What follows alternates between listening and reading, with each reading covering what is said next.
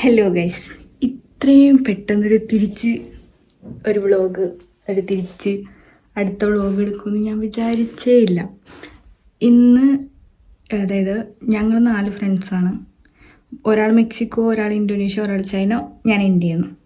അപ്പോൾ ഞങ്ങൾ ഓരോ തവണയും ഞാൻ ബിരിയാണി ഉണ്ടാക്കിയത്, അങ്ങനെ ഓരോ തവണയും ഓരോ നാടിൻ്റേതായ ഡിഷ് ഉണ്ടാക്കി ഞങ്ങളെല്ലാവരും കൂടെ ഒരുമിച്ച് കൂടാറുണ്ട്.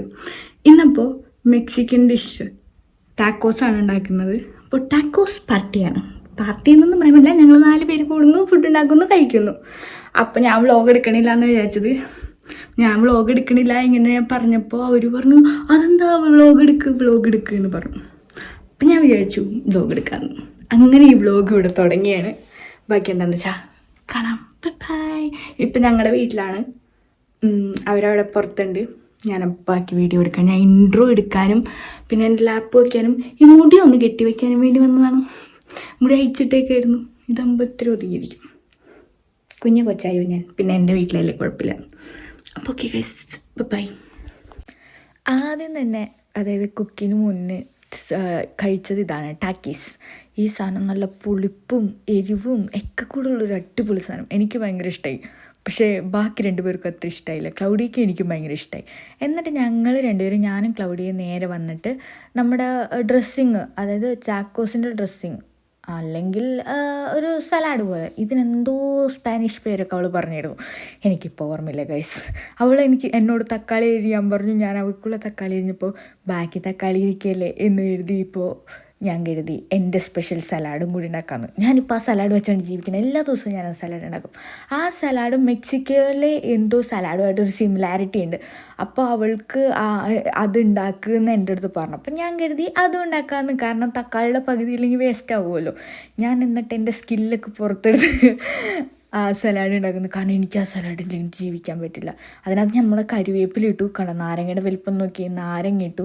ഞങ്ങളതിൻ്റെ ഇടയിൽ ഡാൻസൊക്കെ കളിക്കുന്നുണ്ട്. പക്ഷേ ടൈം ലാപ്സ് ഞാനിട്ടത് ഇത്തിരി സ്പീഡ് കൂടിപ്പോയി. അതുകൊണ്ട് നമ്മുടെ ഡാൻസും ഒന്നുമില്ല. ഞങ്ങൾക്ക് ഡാൻസൊക്കെ കളിക്കുന്നുണ്ടായിരുന്നു. അതിൻ്റെ ഇടയിൽ ഒരു മെക്സിക്കൻ പാട്ടൊന്ന്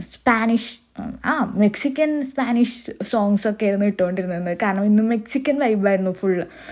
അപ്പോൾ അങ്ങനെ പാട്ടൊക്കെ ഇട്ട് ഞങ്ങൾ അതിൻ്റെ ഡാൻസ് കളിക്കുന്നുണ്ട്, വൈബ് ചെയ്യുന്നുണ്ട്. പക്ഷെ അതൊന്നും ഇതിൽ കിട്ടിയില്ല. പിന്നെ ചെമ്പരത്തി ടാങ്കാണിത്. എനിക്ക് അത്ര ഇഷ്ടപ്പെട്ടില്ല, ബാക്കി എല്ലാവർക്കും ഇഷ്ടമായി.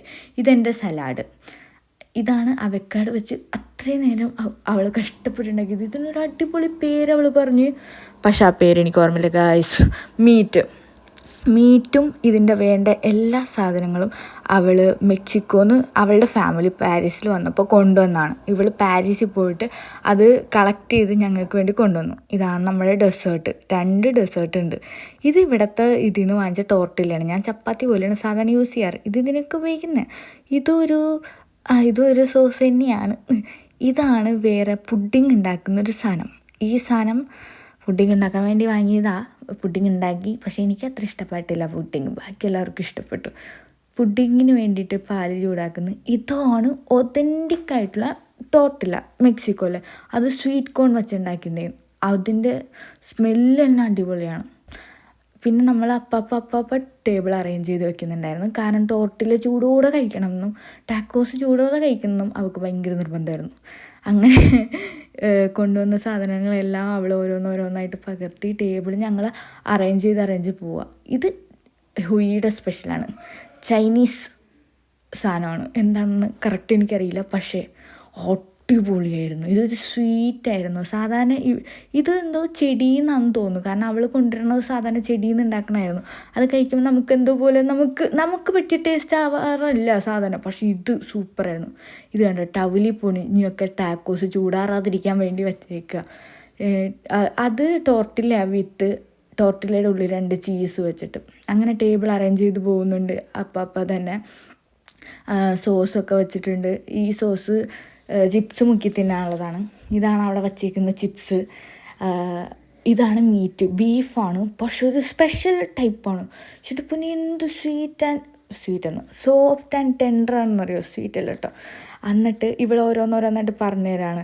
ആദ്യം ടാക്കോസ് എടുക്കണം, മീറ്റ് വെക്കണം, നാരങ്ങ പിഴിയണം, അതിൽ കുറച്ച് ഉപ്പിടണം, എന്നിട്ട് ഏതെങ്കിലും ഒരു സോസ് ഇടണം, എന്നിട്ട് കഴിക്കണം.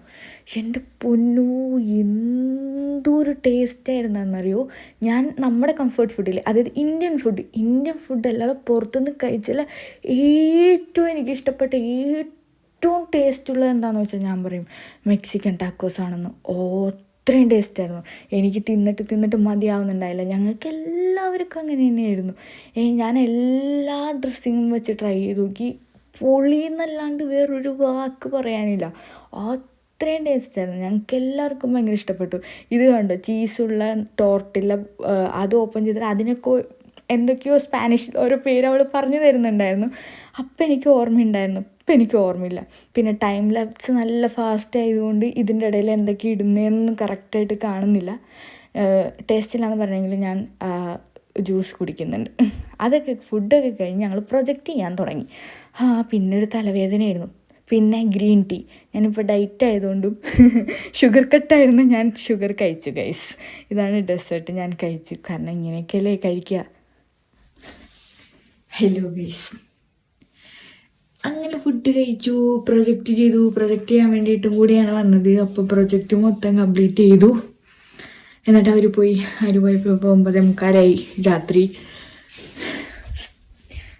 ഞാൻ ഈ ഡ്രസ്സിൽ തന്നെയാണ്. ഇനി വേണം ഡ്രസ്സ് മാറുന്നു, കിടന്നുറങ്ങുന്നു. ഇനിയിപ്പോൾ പരീക്ഷയൊക്കെ ആയിരിക്കും. ഇനി അടുത്തൊന്നും വീഡിയോ എടുക്കലുണ്ടാവില്ല. അതുകൊണ്ട് ഈ വീഡിയോ പതിയെ എഡിറ്റ് ചെയ്തിടാം. Okay, by.